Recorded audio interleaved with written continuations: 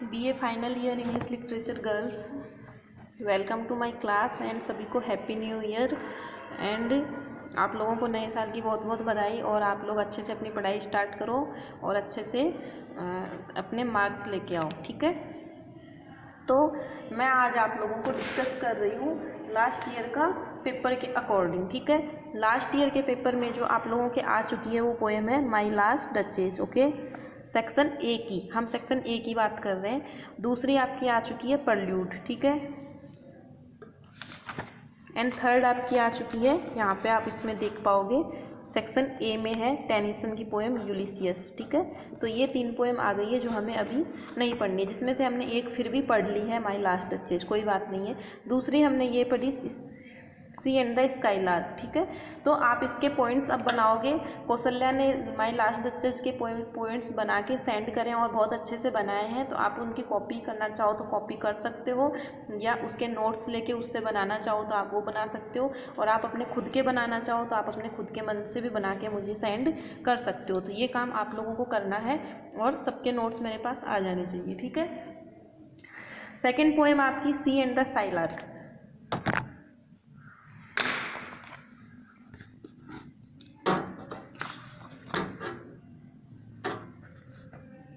जो मैं आपको पढ़ा चुकी हूँ, और पॉइंट्स अब आपको इसमें से खुद को बनाने हैं, ठीक है। नहीं समझ में आए तो पूछो। छोटी सी पोएम है, मैं आपको बता चुकी हूँ कि ये जो पोएम है सोनेट है, ये 14 लाइन की पोएम है। बार बार समझाई हुई हूँ। अगर कॉलेज नहीं आ रहे हो तो बहुत कुछ मिस कर रहे हो, कॉलेज आ रहे हो तो कुछ ना कुछ सीख के ही जा रहे हो, ठीक है। और जिनकी जनवरी नहीं आई थी अभी तक और जिनकी जनवरी आ गई है उनको भी मैं कह रही हूँ कि अब आपकी जनवरी आ चुकी है, तो अब आप अपनी पढ़ाई के ऊपर फोकस करना शुरू कर दो, ठीक है। तो इसमें सबसे पहले आपको मैं बता देती हूँ, सबसे पहले तो आपको जीएम हॉपिंग्स जो है इंट्रोडक्शन बनाना है पोएट का, ठीक है। आप समझ रहे हो, क्योंकि आप अब बच्चे तो हो नहीं, आप बड़े हो चुके हो, समझदार हो चुके हो, आपको खुद को बनाना है, आ जानी चाहिए, फाइनल ईयर में हो, ठीक है। तो सबसे पहले इंट्रोडक्शन आ गया, उसके बाद में आपको आएगा, पता नहीं क्या आएगा उसके बाद में इंट्रोडक्शन ऑफ द पोएम आएगी। उसके बाद में आपकी आएगी पोएम की समरी, ठीक है। 3 पॉइंट तो आपके पास पहले आ जाते हैं, ठीक है। उसके बाद में अगर आप इसमें ढूंढना चाहोगे तो आपको क्या क्या मिलेगा कि ये एक सोनेट है सबसे पहले तो, ठीक है। सोनेट क्या होती है वो मैं आपको बता चुकी हूँ, ठीक है। एंड इसमें हम देखते हैं तो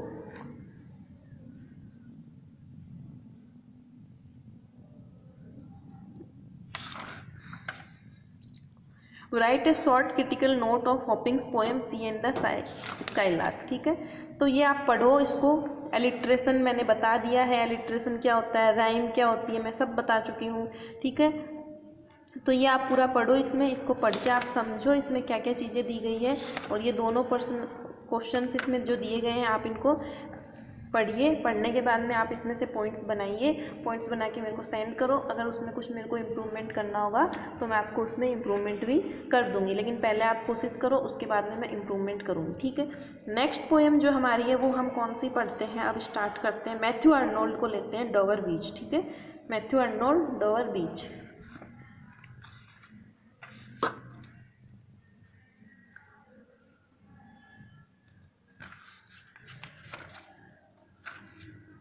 ये आपकी पोएम है, ठीक है।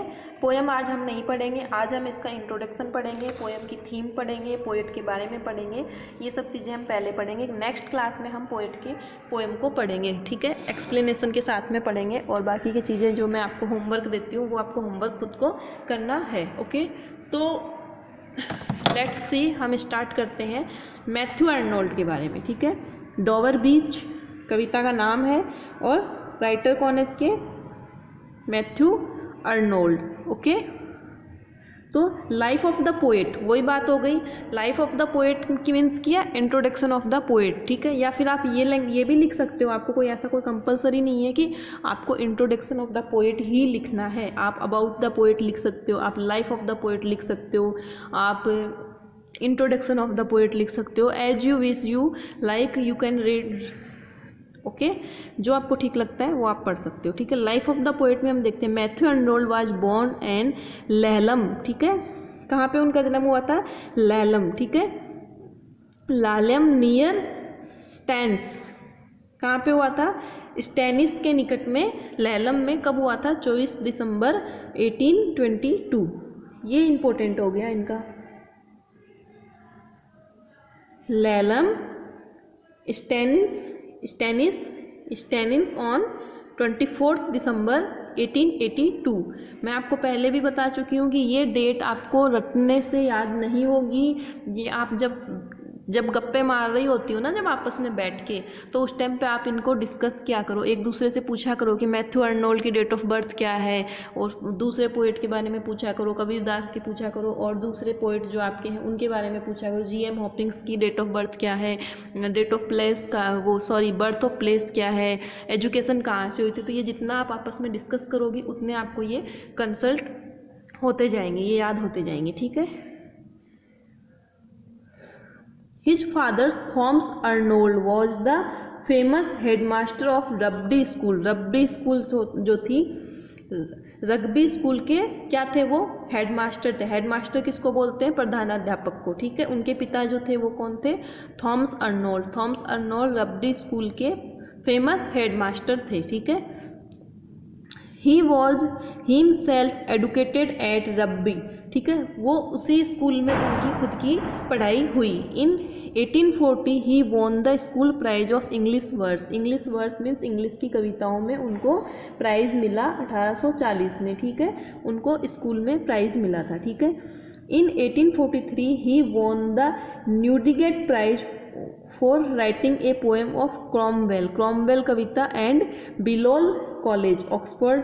यहाँ से उनको ये छोटा प्राइज है, ये आप छोड़ सकते हो, आप यहाँ से ये लेके मैन ये चीज़ हो जाएगी, फिर ये ले सकते हो आप। In 1843 he won the Newdigate prize in written in a poem Cromwell एक बहुत ही फेमस पोएम है, मेरी खुद की पढ़ी हुई है। तो क्रॉमवेल पोएम के ऊपर इनको जो प्राइज़ मिला था वो 1843 में इनको मिला था, ठीक है। और कहाँ पे? एट बिलोल कॉलेज, ठीक है, ऑक्सफोर्ड, ये लिख सकते हो।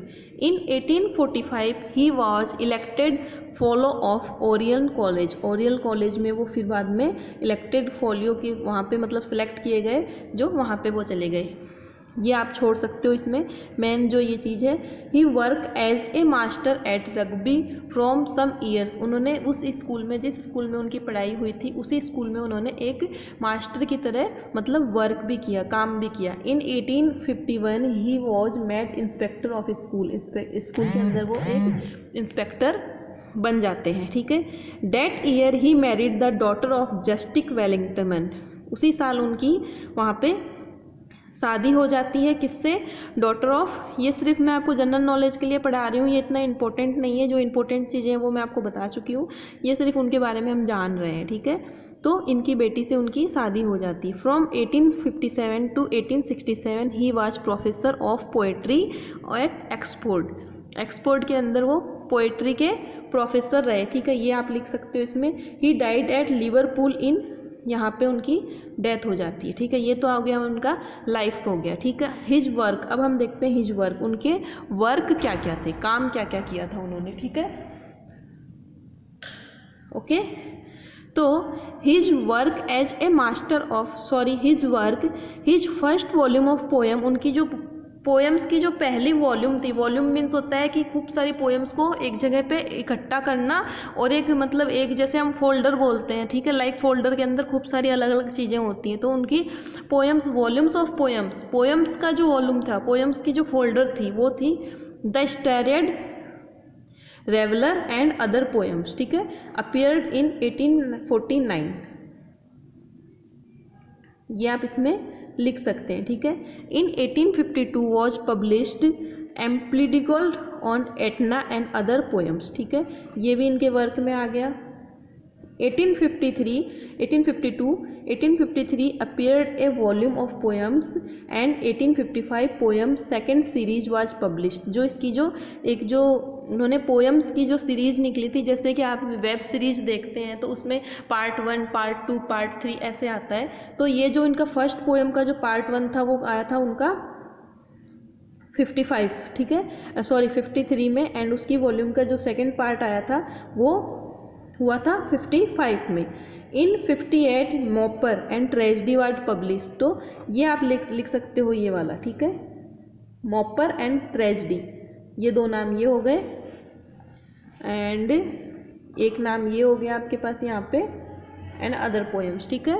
एंड नेक्स्ट में हम देखते हैं एक नाम ये हो गया आपके पास Empedocles on Etna and other poems, ठीक है,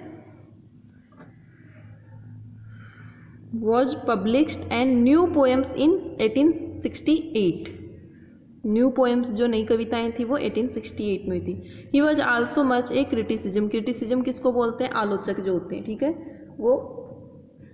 वो एक अच्छे आलोचक भी थे, ठीक है। आलोचक मीन्स होता है किसी के पोएम को क्रिटिसाइज करना, उसमें कमियां निकालना, उसके गुण निकालना, उसको मतलब एक तरीके से परखना पूरे को, तो ठीक है, तो वो क्रिटिसिज्म में वो क्रिटिसिज्म भी लिखते थे, ठीक है, एज ए पोएट, ठीक है। इनका मेन आपको मैंने बता दिया कि बर्थ बता दिया, एजुकेशन बता दी, फादर का नाम बता दिया, फादर की एजुकेशन बता दी, मेन वर्क्स बता दी, एंड डेथ बता दी इनकी, ठीक है, प्राइज आ गए। तो इनका जो मेन जो लाइफ का है वो इसी के अंदर आपका पूरा यहाँ पे आ चुका है।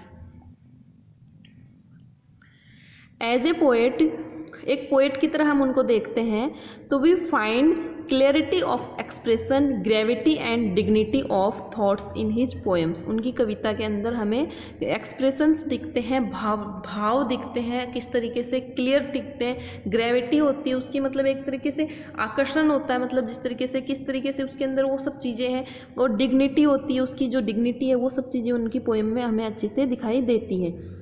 He has classical sense of proportion of harmony, ठीक है। He cannot tolerate exaggeration of sentiment of passion.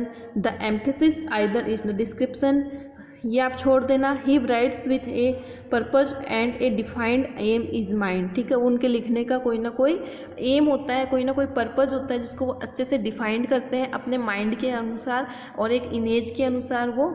And his writing are free from the cloud of passion and imagination and hang upon the obscure and expression in Keats and other romantic poets। जो दूसरे जो romantic poets हैं, अब आप ये सोचोगे कि romantic poets क्या होते हैं, तो मैं आपको बता चुकी हूँ कि इंग्लिश लिटरेचर को कुछ पीरियड्स में डिवाइड किया गया है। तो उस पीरियड्स के अंदर रेनेसियंस काल, ठीक है, विक्टोरियन काल, रोमांटिकन काल है। तो इस तरीके के जो पीरियड्स हैं, तो रोमांटिक पीरियड्स जो था उसके अंदर जो पोएट्स हुए थे, जॉन डन, मैथ्यू अर्नोल्ड, ये जो कुछ पोएट्स थे, कीट्स था, तो ये जो पोएट्स थे वो थे रोमांटिक पीरियड्स के अंदर थे, ठीक है।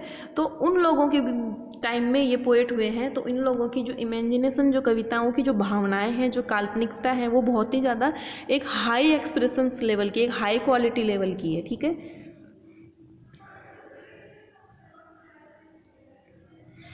As a poet of nature, nature से वो बिलोंग करते हैं, नेचर के बहुत ज़्यादा नज़दीक रहते हैं। तो ये चीज़ें आप पढ़ लेना। बाकी इतना जो मेन जो चीज़ थी वो मैं आपको बता चुकी हूँ कि मेन इनका सिर्फ लाइफ का ये ही है, ठीक है। इनमें आपको नहीं जाना है, इसमें आप सिर्फ पढ़ना चाहो तो आप पढ़ने के पर्पज़ से पढ़ सकते हो।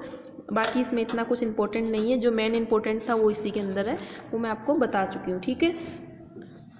तो इधर आपका जो हिंदी में है, आप हिंदी में भी पढ़ सकते हो इसका और ये देख सकते हो, ठीक है। तो रचनाओं के अंदर आ गया the strayed reveller and other poems आ गई, Empedocles on Etna and other poems आ गई, पोएम्स का एक संग्रह और पोएम्स सेकंड सीरीज आ गई, ठीक है। मैरी ए ट्रेजेडी छपी जो इतने में न्यू पोएम्स आ गई, ठीक है, ये आ गई, ठीक है। अब हम देखते हैं उनकी कविताओं में अभिव्यक्ति की स्पष्टता तथा विचारों की गंभीरता और गरिमा पाते हैं, ठीक है। तो ये आपको ज़्यादा इतना कोई ज़रूरी नहीं है। अब हम देखते हैं introduction to the poem, poem का जो इंट्रोडक्शन है वो क्या है, ठीक है।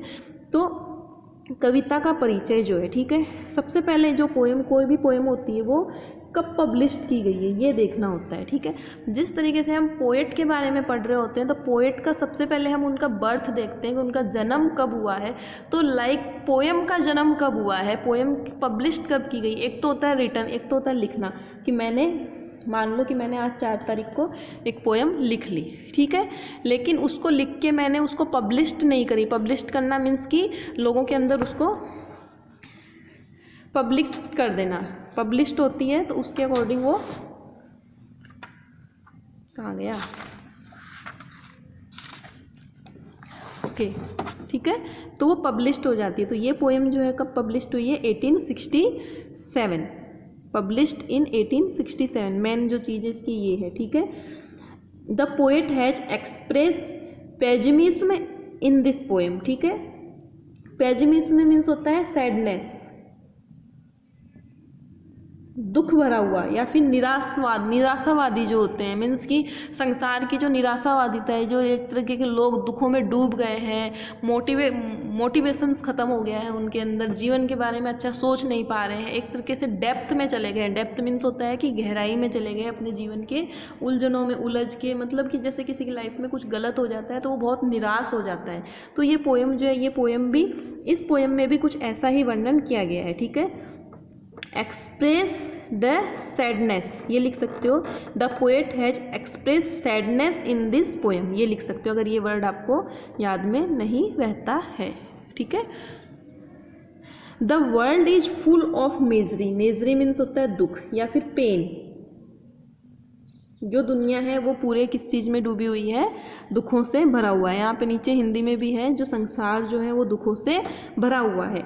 आप इंग्लिश की जब ये पढ़ रहे हो तो साथ में हिंदी भी पढ़ा करो, ताकि आपको इसकी लैंग्वेज समझ में आती जाए, ठीक है। Even the Greek poet, Greek means है यूनानी, यूनान के जो पोएट थे वो कवि कौन से थे, क्या नाम है उनका? सोफोक्लिक्स, ठीक है। Greek poet Sophocles saying it, उन्होंने अपनी कविताओं में भी ये चीज़ें, निराशावादिता जो है ये चीज़ें उन्होंने दिखाई है। बट इन ओल्डन टाइम, लेकिन प्राचीन काल में, man had faith and love for each other, मनुष्य एक दूसरों के प्रति क्या रखता था? प्रेम भाव रखते थे और श्रद्धा रखते थे। आज के टाइम पे वो चीज़ खत्म हो गई है। आज के टाइम पे क्या बाकी रह गया है? आज के टाइम पे बस ज्वेलसी, एक दूसरे से जलना, एक दूसरे की तौहीन करना, एक दूसरे की निंदा करना और एक दूसरे का बुरा करना बाकी रह गया।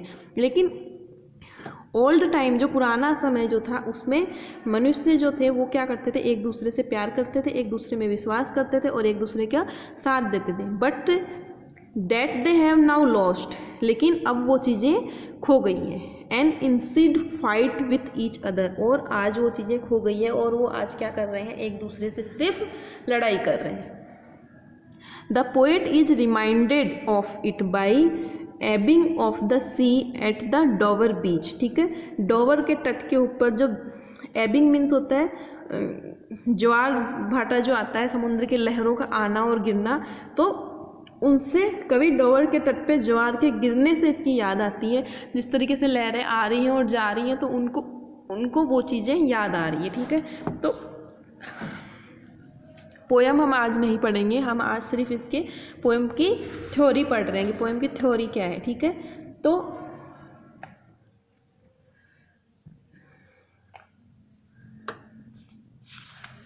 समरी ऑफ द पोएम हम, ठीक है, नेक्स्ट हम पढ़ते हैं summary of the poem. Okay, ज़्यादा बड़ी पोएम नहीं है, तो यहाँ पे हम आते हैं, इसमें आपको दिखाई दे रही है summary of the poem. Poem की समरी, पोएट के बारे में ये चीज़ें मैं आपको पहले इसलिए बता देती हूँ ताकि कोई पिक्चर हम देखने जा रहे हैं तो पिक्चर में हमारे पास सस्पेंस ना रहे, क्योंकि हम इस चीज़ को पहले सुन चुके हैं, समझ चुके हैं, तो हमारे को पोएम अच्छे से समझ में आ जाएगी, ठीक है। तो क्या है? In the first stanza of the poet sees the calm sea in full tide, tide means होता है ज्वार, ठीक है। ज्वार भाटा, आप ज्योग्राफी के स्टूडेंट हो तो आप जानते होगे। Tide at the Dover beach, Dover beach जो बीच मीन्स होता है समुद्र का किनारा, एंड डोवर जो है डोवर के समुद्र के किनारे के बीच में। प्रथम स्टेंजा में, पहले स्टेंजा के अंदर पोएट जो है वो क्या देख रहे हैं कि शांत समुद्र के पूर्ण ज्वार में देखता है। शांत जो समुद्र है वो किस तरीके से है, उसमें ज्वार आने वाला है, मीन्स ज्वार मीन्स होती है लहरों का आना और लहरों का जाना। तो डोवर बीच पे जब वो घूम रहे हैं या टहल रहे हैं या वो वहाँ पे बैठे हुए हैं, जो भी कर रहे हैं, तो वहाँ पे वो क्या देख रहे हैं? सबसे पहले फर्स्ट स्टेंजा में वो उस चीज़ को एक्सप्लेन कर रहे हैं कि वो समुद्र की वो एक शांति जो है, समुद्र में एक जो लहरें एकदम शांत, वो चीज़ें वो देख पा रहे हैं, ठीक है।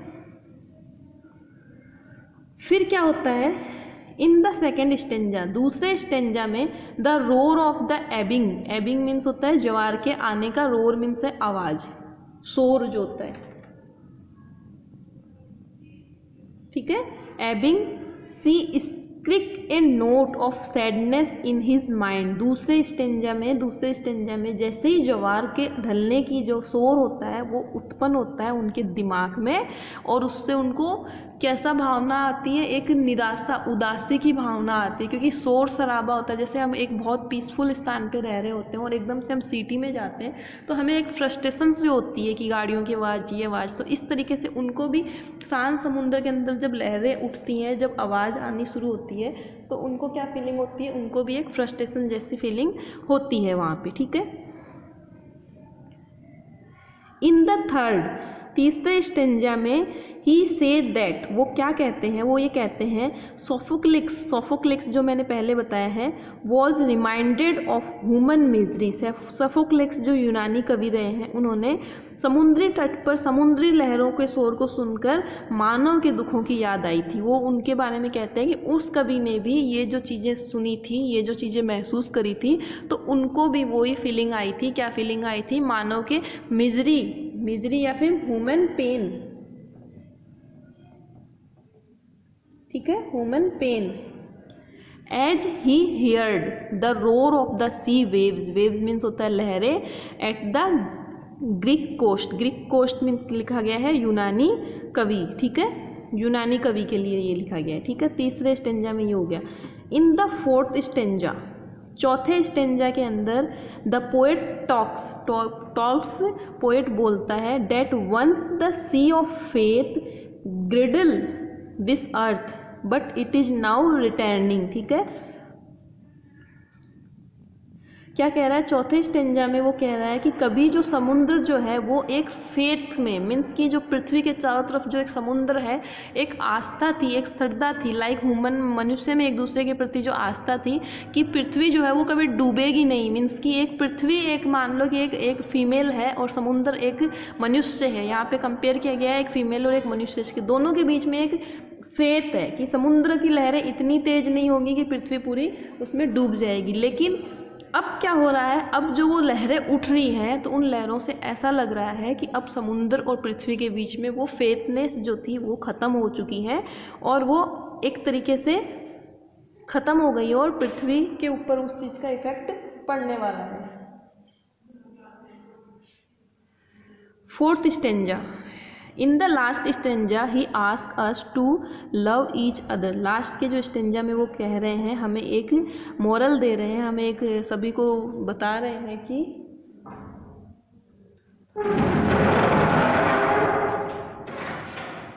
पाँच मिनट में आ रही है ना, 5, हाँ, यहीं पे जो मैंने बताया है ना वो लर्न कर लो, पढ़ लिया हाँ, तो यहीं पे खड़े रहो, 5 मिनट में आ रही हूँ। हाँ, जाना मत कहीं पे भी। In the last stanza he ask us to love each other as this world is really a joyless place. तो वो लास्ट के स्टेंजा में वो ये कह रहे हैं कि ये जो दुनिया है, आप लोग एक दूसरे से क्या करो, प्रेम करो, और ये जो आनंद जो ख़त्म हो चुका है इस दुनिया में उसको आप वापस से, वास्तव में इस संसार में जो स्थान है, आनंदहीन स्थान है, उसको आप वापस से रीग्रोथ करो। तो एक तरीके से लास्ट में ये मोरल दे रहे हैं, ठीक है। तो ये पोएम की समरी हो गई आपकी, ठीक है। अब जब हम पोएम पढ़ेंगे तो हम समरी के अकॉर्डिंग इस पोएम को पूरी को पढ़ेंगे, ठीक है। तो इसमें कितने स्टेंजा बताए गए हैं? 1, 2, 3, 4 एंड 5। तो हम पोएम को देखते हैं। तो पोएम जो आपकी है पूरी एम्बिक मैटर में लिखी गई है। एम्बिक मैटर मीन्स की पूरी एक लंबे इस तरीके से लिखी गई, लेकिन इसमें हम जो स्टेंजा वाइज पढ़ेंगे इसको, और हम इसको एक्सप्लेन करते जाएंगे साथ साथ में, ठीक है।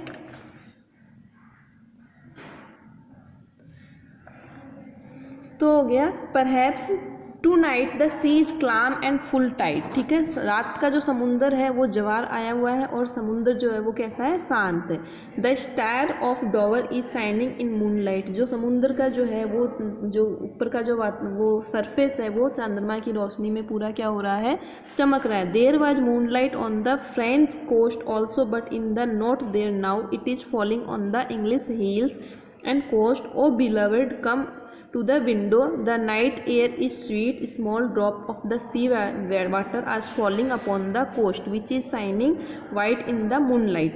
तो पहाड़ियों के, इंग्लैंड की पहाड़ियों के तट पे जो चंद्रमा की रोशनी जो पड़ रही है, तो वो कह रहे हैं कि खिड़की के पास आओ, अपनी बिलवड को कह रहे हैं, अपनी प्रेमिका को कह रहे हैं कि तुम खिड़की के पास आओ और देखो रात कितनी सुंदर है, समुद्र की जल की बूंदें जो तट पे गिर रही है वो किस तरीके से शो हो रही है।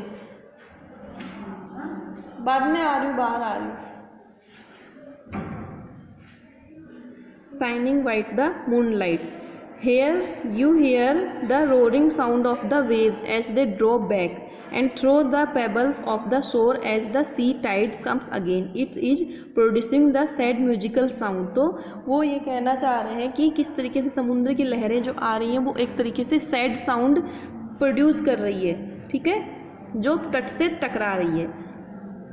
और फिर बाद में सेफलोकिस जो कवि है उनकी उन्होंने वर्णन किया है। तो इस तरीके से जब हम पोएम पढ़ेंगे तो हम इसको पूरे अच्छे से एक्सप्लेनेशन अच्छे से समझ लेंगे, ठीक है। तो अभी हम ये इस क्लास को मैं यहीं पे फिनिश कर रही हूँ ताकि आपको नेक्स्ट क्लास में मैं इसको डिटेल से आपको पढ़ा पाऊँ। Okay and thank you.